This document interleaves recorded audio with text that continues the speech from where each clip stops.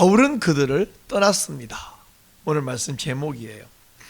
여러분, 우리 예수 믿는 사람들은요, 어디 가서 누구를 만나든지 이 마음의 고민, 뭐냐면 어떻게 해서 복음을 전해서 이 영혼을 구원할 것인가, 이 고민이에요. 여러분 다 그렇죠? 근데 우리는 그렇게 고민하는데 왜 우리가 고민하냐면 세상 사람들은 우리가 전하는 복음에는 관심이 없어요. 전도를 반기지 않습니다. 우리가 전도를 시작하면 불신자들이 우리보다 더 많이 말을 하려고 그래. 우리가 말할 기회를 안 줘요. 말을 하는데 그 말의 내용이 주로 뭐냐면 공격해요. 막 대들어요. 그냥 네 하나님 본 적 있냐? 이부터 시작해서 예수 믿는 것들이 더 못됐더라. 교회 가보니까 요즘으로 하면 돈 내놓으라 하더라. 근데 옛날에는 뭐예요? 예수 믿으려고 교회 갔더니 신발 훔쳐가더라. 신발을 교회가 훔쳐갔나? 교회에 온 사람들 중에 누가 훔쳐간지 우리 모르는데 목사나 전도사가 훔쳐간 거 아닌데 어쨌든 교회 가니까 신발이 훔쳐가더라. 뭐부터 해서 별의별 공격을 하면서 대듭니다. 그럴 때 어떤 고민이냐면 저 옛날부터요. 내가 바울처럼 말을 진짜 잘해가지고 단 몇 마디로 이 사람들이 꼼짝 못하도록 제압해버리면 좋겠다. 이런 생각이 든 적도 있고, 어떤 날은 내가 기도를 하면 저들이 그냥 팍 끊어지면 좋겠다. 이런 생각도 든 적이 있고, 근데 제가 60평생 하나님이 그런 말재주나 그런 신비한 능력을 아직도 주신 적은 없어요. 우리 가운데도 그런 능력을 한 사람이 없어요. 근데 이제 이렇게 전도하다가 간혹 그래도 좀 귀를 기울이고 그 사람이 성품이 착해서든지 그 사람의 환경이 어때서든지 우리가 전하는 복음에 관심을 가지면 얼마나 반가운지 몰라요. 그런 사람은 또 만나고 싶고 그런 사람에게 더 열심히 성경도 가르치고 복음을 설명해 주고 싶습니다. 근데 오늘 본문을 쭉 읽는데 사도 바울이, 이 바울은 복음 전도의 열정에 거의 미친 사람 아닙니까? 근데 이 바울이 말이죠, 자기에게 또 말해주세요 하는 사람들을 버리고 떠나버리는 충격적인 모습을 발견합니다. 아니, 복음 전도에 생명을 내걸은 사람, 전도에 미친 사람인데 바울은 왜 그들을 버리고 떠났을까요? 바울에게는 분명한 이유, 중요한 이유가 있습니다. 그리고 하나님은 이 사건, 이 교훈을 통해서 우리에게 중요한 말씀을 해주시는데, 자, 복음을 전해달라는, 더 말해달라는 사람을 버리고 떠나버린 이 바울을 보면서 오늘 이 본문을 통해 신자의 중요한 행동 강령, 올바른 행동 원리를 배우시기를 축원합니다. 데살로니가에 있는 유대인들이 소동을 일으키고 야손 집에 있는 사람들을 다 잡아가고 한 그날 밤에 이제 신자들이 바울과 실라를 피신을 시켰습니다. 그래서 베레아로 갔어요. 근데 베레아에도 가서 회당에 가서 하나님 말씀을 전했는데, 이 베레아 사람들은 얼마나 사람들이 고상한 사람들인지 몰라요. 그래서 바울의 설교를 듣고 전심으로 그 말씀을 받아들였습니다. 뿐만 아니고 저 처음 들은 말씀이 성경에 있다는데 과연 성경에 어디 있는지 찾아보자, 확인해보자. 그리고 날마다 성경을 읽고 연구를 하고 공부하는 거예요. 오늘 사도행전 17장 11절 한번 잠깐 보십시다. 11절 찾았으면 같이 읽어요. 베레아에 있는 사람들은 데살로니가에 있는 사람들보다 더 너그러워서 간절한 마음으로 말씀을 받고 이것이 그러한가 하여 날마다 성경을 상고함으로, 이게 더 너그러워서라고 되는데, 이 너그럽다는 말이 헬라어 단어가 유게네스라는 말인데, 유게네스라는 말은 혈통이 아주 좋다, 가문이 좋다라는 뜻도 되고 마음이 아주 고상하다 이런 뜻도 돼요. 자, 이 말씀 볼 때에 베레아 사람들은요 정말 인간적으로 성품이 좋은 사람들이에요. 자, 목회할 때 거칠고 욕 잘하고 성질 잘 보고 이런 사람도 전도해야 되겠지만, 기왕이 사람이 고상하고 성품 좋고 신사적이고 그런 사람 데리고 목회하려면 누가 싫어하겠어요, 그죠? 저 어촌이나 농촌도 전도하고 해야 되지만 강남에서 목회라 그러면 누가 싫어하겠어요? 바울 정말 좋은 곳이잖아요. 근데 이 베레아에서 이렇게 예수님 믿는 헬라인들이 남자도 여자도 많아지고 있다, 이 소식을 누가 들었냐? 데살로니가에 있는 유대인들이 들었어요. 데살로니가에서 베레아까지는 약 80km예요. 걸어가면 한 3일을 꼬박 걸어가야 됩니다. 근데 세상에 데살로니가 유대인들이 베레아까지 달려와서 쫓아와서 또 선동하고 또 소동을 일으켰습니다. 진짜 유대인들이 이거 정말 징글징글한 사람들이에요. 이렇게 소동이 일어나자 베레아에 있는 신자들이 이 사람들 참 젠틀한 사람이라고 그랬잖아요. 안 되겠다. 그래서 얼른 바울을 데리고 한국까지, 한국 꽤나 먼데 한국까지 가서 배를 태워서 저 멀리 남쪽 지역 아테네로 피신하도록 이동을 시켰습니다. 베레아에서 아테네까지는 직선거리로 한 320km 돼요.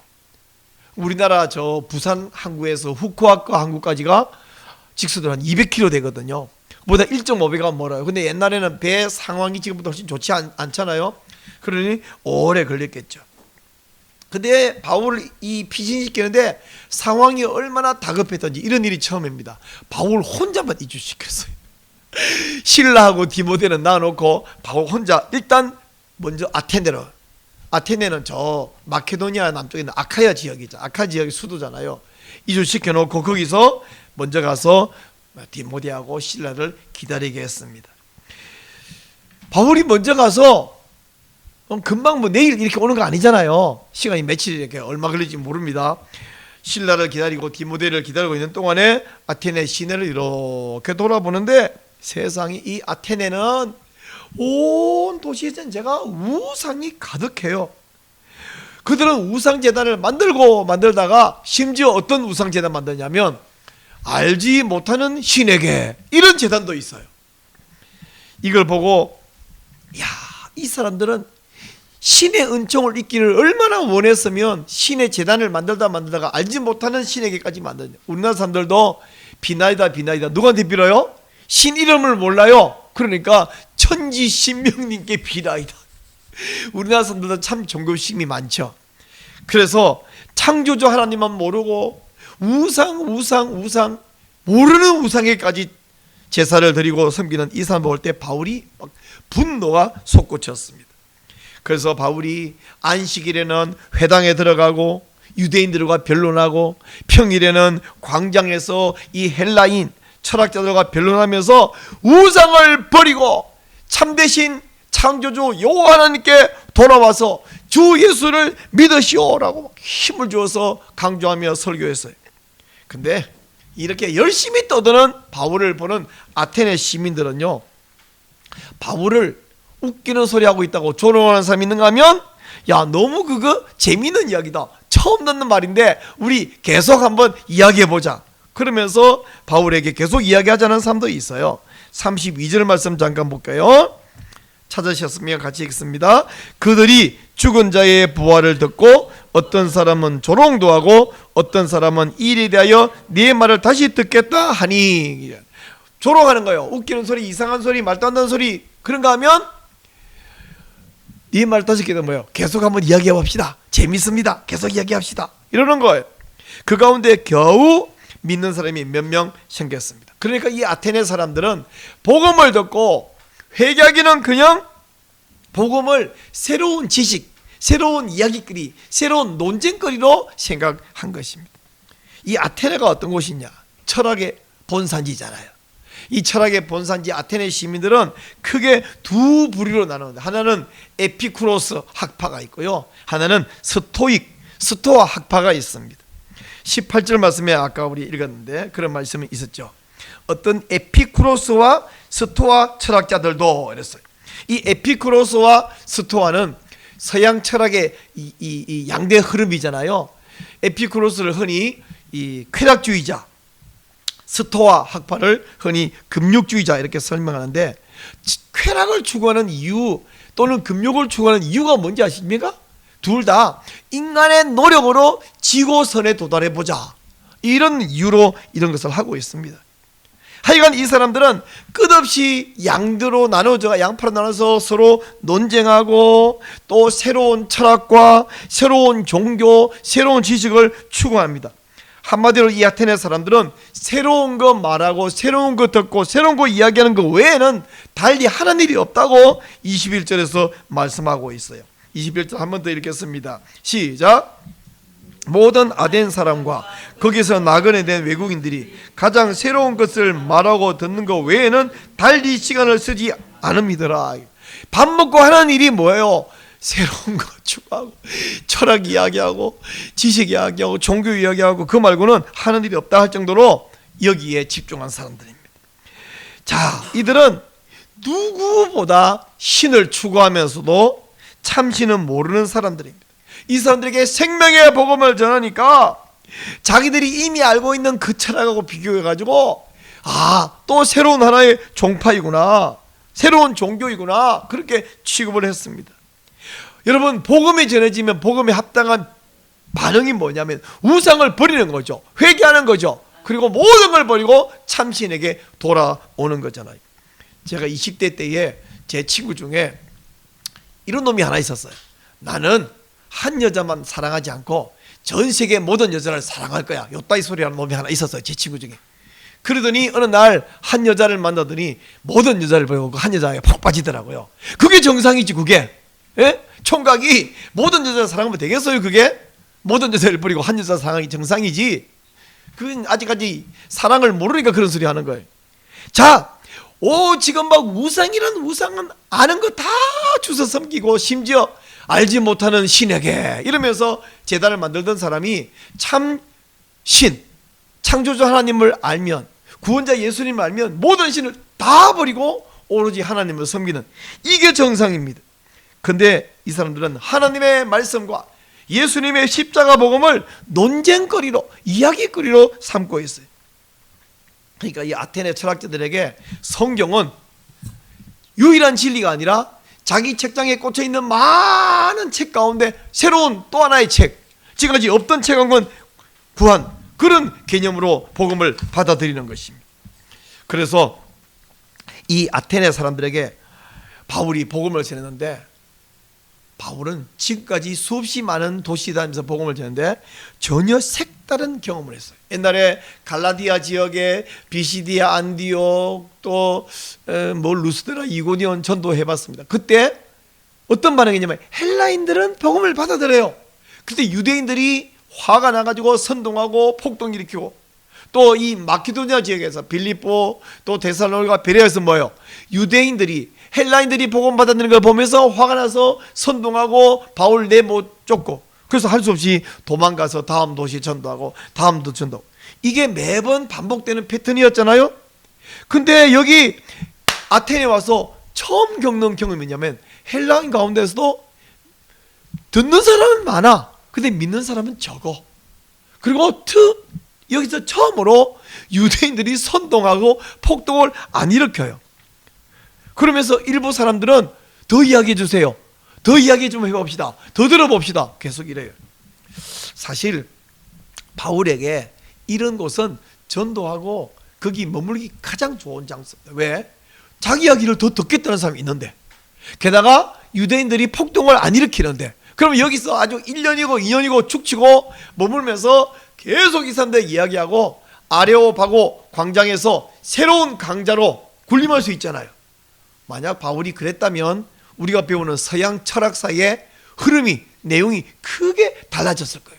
서양 철학사의 가장 중요한 인물 중에 하나가 아마 이 바울이라는 사람이 될 수 있었을 것입니다. 근데 바울은 그렇게 하지 않았어요. 여러분 32절하고 33절 다시 한번 볼게요.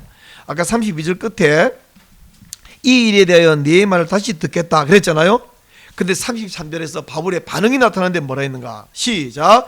이에 바울이 그들 가운데서 떠나매. 좀 뜻밖이지 않습니까?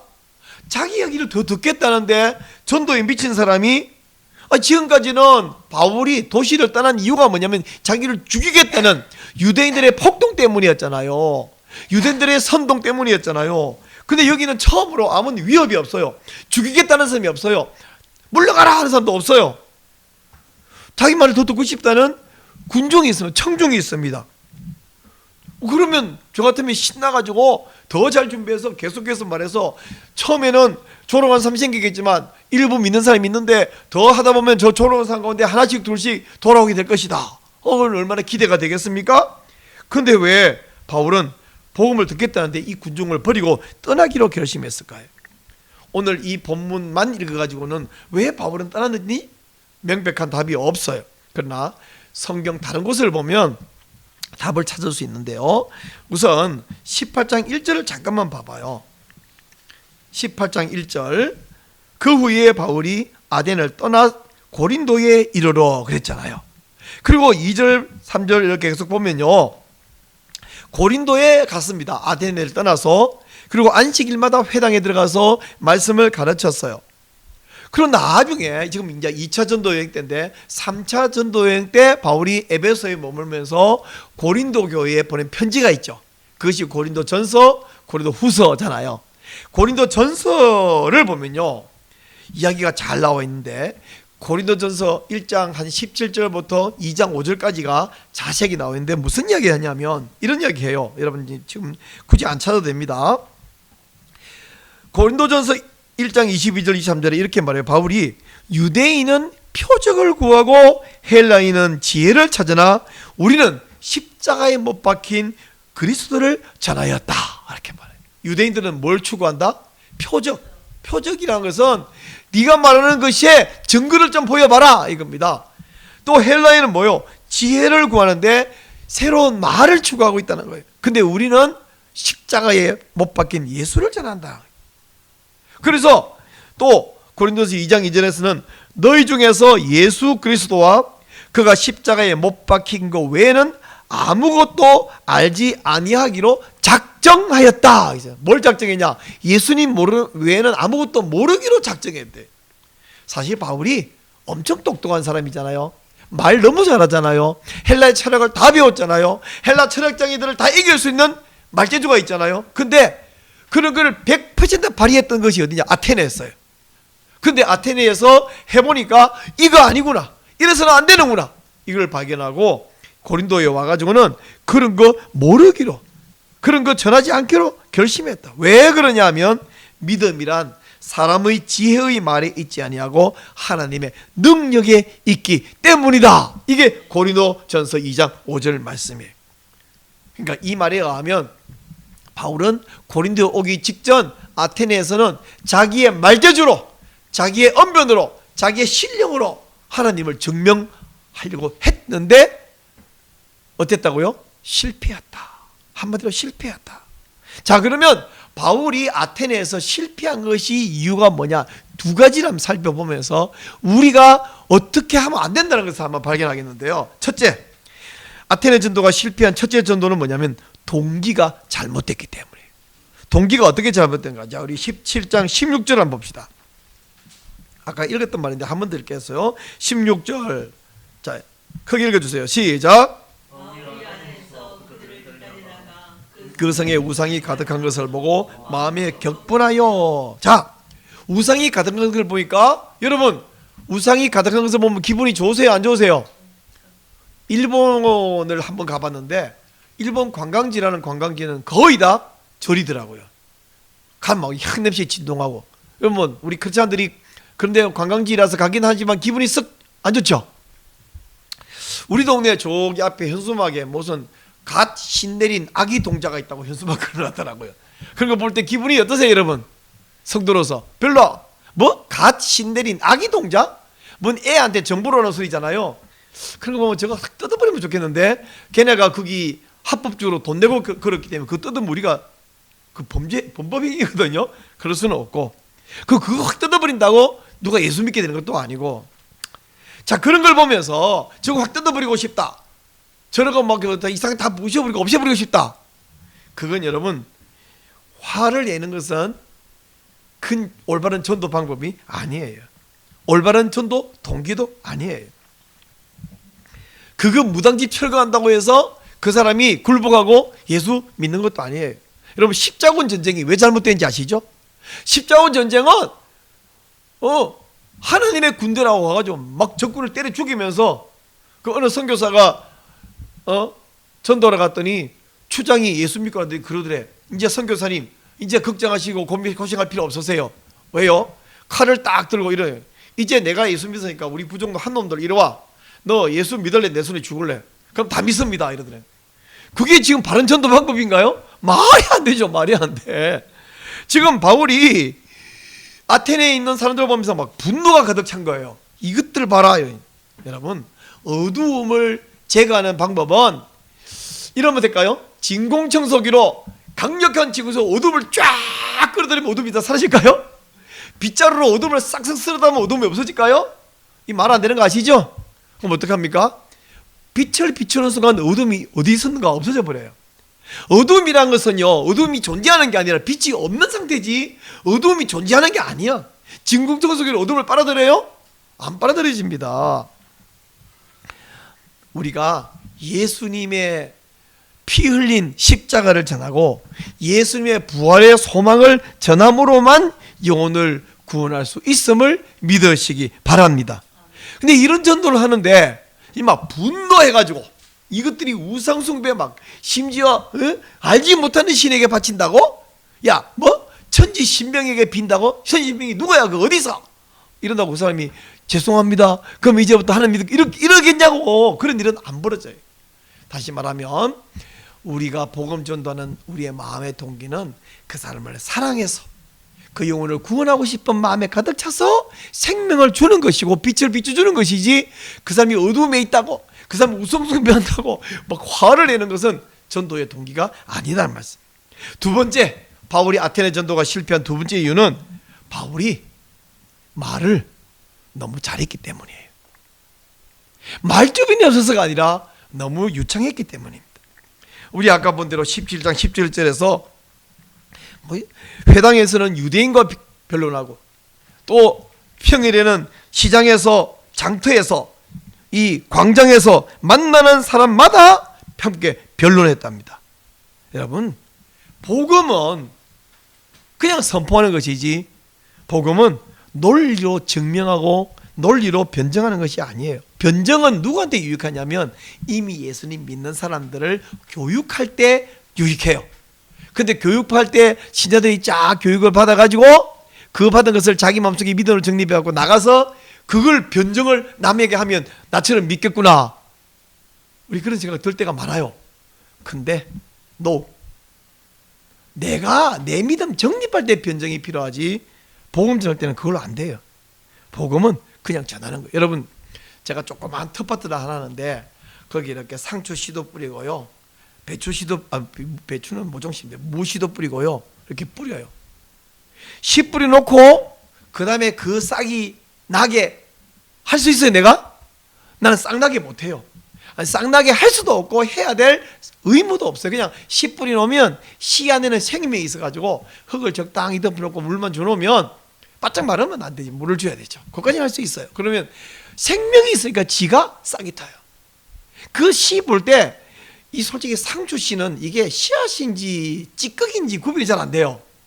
근데 무씨는 좀 동글동글한데 상추 씨는 특별히 상추 씨보다 쑥갓 씨는 이게 찌꺼기인지 씨앗인지 구별이 안 되거든요. 그 심어놓으면 그 찌꺼기 같은 게 있어서 싹이 돼가지고 시기가 이렇게 쑥갓이 크게 자라납니다. 복음도 마찬가지예요. 이 복음을 전할 때에 이거 전해가 특별히 사형리 같은 거 들고 이 사형리 읽어준다고 누가 예수 믿고 누가 구원받을까? 솔직히 확신이 안 들어요. 근데 우리가 믿는 복음, 우리가 믿고 구원받는 복음이 바로 그 복음이에요. 이거 말해준다고 누가 믿겠나 싶은 그 복음 받고 우리가 믿고 있고 우리가 구원받았고 우리가 천국 소망을 살고 우리가 이렇게 행복한 거 아닙니까? 그럼에도 불구하고 종종 내가 사형리를 하든 뭘 하든 좀 말을 좀 유치하게 잘하면 좋겠다. 그러면 사람들 항의하고 덤비고 대던 사람 꼼짝없이 굴복시키면 좋겠다. 그런 생각이 드는데 그러면 성공하냐? 아니요. 성공 못해요. 예를 들면 이런 설명인데 한번 들어볼래요? 여러분에게 유익한 설명입니다. 예수님은 역사의 4대 성인이에요. 4대 성인. 그럼 4대 성인은 입만 뻥긋하면 거짓말 하는 사람이면 4대 성인 되겠어요? 못 되겠죠? 근데 우리 예수님은 한두 번도 아니고 자주 당신 스스로를 하나님의 아들이라 말씀했어요. 그러면 예수님이 거짓말장이 사기꾼이 아니라 4대 성인인데 그가 자주 하나님의 아들이라고 말했다면 그분이 하나님의 아들인 것을 우리가 인정해드리고 믿어야지 그 거짓말이다 하면 안 되죠. 왜? 그러면 4대 성인이 아닌데 전 세계 사람들이 4대 성인으로 꼽고 있는 사람을 나는 무슨 근거 없이 거짓말장이다 믿을 수 없다 말하겠습니까? 자, 이제 물어볼게요. 당신은 예수님이 스스로 말한 대로 하나님 아들로 받아들이겠습니까? 아니면 거짓말장이 사기꾼으로 취급하겠습니까? 우리 믿는 모든 사람은 듣고 맞아, 예수님은 4대 성인도 맞고 하나님 아들도 맞고 우리 구원자도 맞아. 근데 불신자가 이 말 듣고 나서 오, 그렇네? 나 이제 꼼짝없이 믿어야 되겠네? 이러겠습니까? 사람들은요, 논리에 지면 어떻게 반응하는지 아세요? 셋 중에 하나인데, 셋 중에 하나인데, 셋째, 논리에 지면 믿는 사람이 있긴 있어요. 근데 거의 없습니다. 왜? 자기가 지금 반대 논쟁을 하고 있기 때문에 논리에 지면 한 가지는 화를 내요. 화를 버럭버럭 내요. 그래, 너 잘났다. 근데 또 하나 논리에 지면 하는 반응이 뭐냐면 조롱을 합니다. 지금 아테네 사람들이 조롱했잖아요. 조롱하든지 화내지 놀래졌다고 와, 내가 믿어야 되겠네? 이러지 않는다는 거예요. 그래서 바울은 아테네에서 논리 증명으로 유창한 말로 예수님을 선포하는 것이 아니라 그냥 전하는 것이 아니라 증명을 하고 굴복시키려고 했다가 실패한 것을 기억하고 고린도에 와가지고 아주 두려운 마음으로 오직 십자가 복음만 전하고 그 외 나머지는 모르기로 작정했대. 모르기로 작정했어. 그런데 여러분, 참 다행스러운 것은 저와 여러분은 사도 바울 같은 유창한 말쟁이가 아니에요. 우리는 말쟁이가 아니기 때문에, 유창하지 않기 때문에 유창한 말을 안 쓰기로 결심하고 작정할 필요가 있다 없다? 그럴 필요가 없어. 우리는 여러분, 내가 꼭 기억해야 할 것은 내가 말을 못해서 전도 못한다, 이건 오해라는 사실이에요.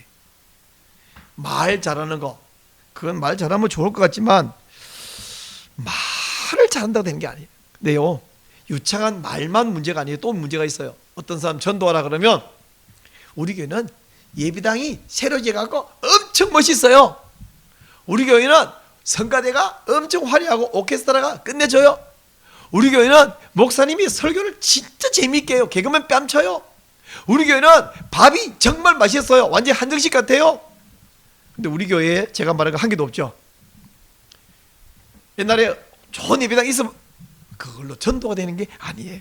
믿는 신자가 혹시 이사 와갖고 어느 교회 갈까 하다가 여기 예배당 멋있네 가볼까, 그런 일은 벌을지 모르지만 불신자가 예배당 멋있다고 교회 오고 목사 설교가 개그맨처럼 재밌다고 예수 믿고, 그거 아니에요. 그거 아니에요. 우리 지금 그런 거 아무것도 없으니 할 수 있는 게 뭐 있습니까? 예수님 자랑, 십자가 전하는 것 외에는 할 수 있는 게 없어요. 우리도 좀 목사님이 설교를 좀 누구누구처럼 재밌게 하면 어떨까? 우리 교회도 음식이 엄청 맛있으면 어떨까? 그럼 좀 전도가 쉬울 텐데, 그런 아쉬움 아니요. 그게 없으니 십자가 복음에는 전할 수 없으니 이게 오히려 감사하고 다행한 것인 줄로 믿으시기 바랍니다. 근데 딱 한 가지만 제가 이야기하고 마칠게요. 뭐냐면 십자가 복음에는 딴 거 전하면 안 된다 그랬잖아요. 유창한 말로 논증해가지고 증명해서 안 된다 그랬잖아요. 그러면 우리는 뭐 하나 남겨야 되냐면 내가 믿는 십자가 복음은 정화도 정확하게 확신 있게 알고 계시한다는 것입니다. 여러분, 대답은 하지 마시고 속으로 한번 대답해 보세요. 여러분, 왜 주일마다 교회에 나오십니까? 여러분이 믿는 하나님은 어떤 하나님입니까? 여러분, 왜 예수님을 믿습니까? 여러분, 예수님 믿으면 무슨 좋은 일이 있습니까? 만약 예수님을 안 믿으면 어떻게 됩니까? 이런 질문에 유창할 필요는 없고요, 그냥 담담하게 또박또박 대답할 수 있어야 돼요. 베드로전서 3장 15절에 이렇게 말했어요. 한번 잘 들어보세요. 너희 마음에 그리스도를 주로 삼아 거룩하게 하고 너희 속에 있는 소망에 관한 이유를 묻는 자에게는 대답할 것을 항상 준비하되 온유와 두려움으로 하고 라고 말했어요. 한마디로 말하면 너 왜 예수 믿니? 너 왜 교회 다니니? 왜 꼭 예수를 믿어야 되니? 예수 안 믿으면 어떻게 되는데? 라고 누가 물어보면 대답할 준비를 하고 있어라. 근데 잘난 척, 교만한 척, 까불지 말고 뻐기지 말고 온유한 마음과 두려움으로 대답해라. 이게 핵심입니다. 여러분, 내가 믿는 십자가와 부활, 천국의 소망을 다른 사람에게 대답할 수 있도록 준비하는 것, 그것이 바로 여러분의 자신도 살리고 다른 사람의 영혼도 살리는 유일한 핵심, 비결인 줄로 믿으시기 바랍니다. 헬라 사람들, 이 헬라 철학의 본산지 아테네 사람들, 이 사람들 유창한 말로, 유창한 논증으로 변론했는데, 그랬더니 좋아가지고 재밌다고 또 듣자, 또 해보자. 근데 바울은 그들을 떠났어요. 아마 떠난 시점은 적을 거예요. 디모데하고 실라가 베레아에서 왔을 때. 그때까지는 자기 혼자니까 그렇게 하다가 오니까 디모데에게, 실라에게 어떠십니까 선생님? 여기 전도 재밌습니까? 효과 좀 있습니까? 그랬더니 아니, 참 민망한데 그냥 우리 가자. 이 도시에서는 내가 더 안 되겠다. 이미 내가 촌을 쳐놨기 때문에 지금부터 자네분들 이미 이미지를 바꿀 수 없을 것 같고 그냥 우리 온다고 고생했다. 우리 다른 도시로 가자. 아마 신라하고 디모데가 그 엄숙한 분위기 표정을 보면서 왜요? 물어보지도 못하고 떠났을 거예요. 나중에 이제 누가랑 다 모아놓고 사실은 말이다, 내가 잘난 척하다가 실패해서, 그래서 누가에다 기록해 놓은 거죠. 그리고 고린도에 와서는 내가 이제 아테네에서 고린도 가는 길에 그런 이야기 쭉 했겠죠. 여기서 내가 이렇게 한번 해봤는데, 지금까지는 다른 방법을 해봤는데 완전 실패했다. 내 어리석은 실수였다. 나도 그러지 않겠지만 당신들도, 디모데나 실라도 혹시 나처럼 실수하지 마라. 근데 나처럼, 바울처럼 실수할 수 없는 게 그 사람들은 그렇게 유창하거나 잘나지가 않았거든요.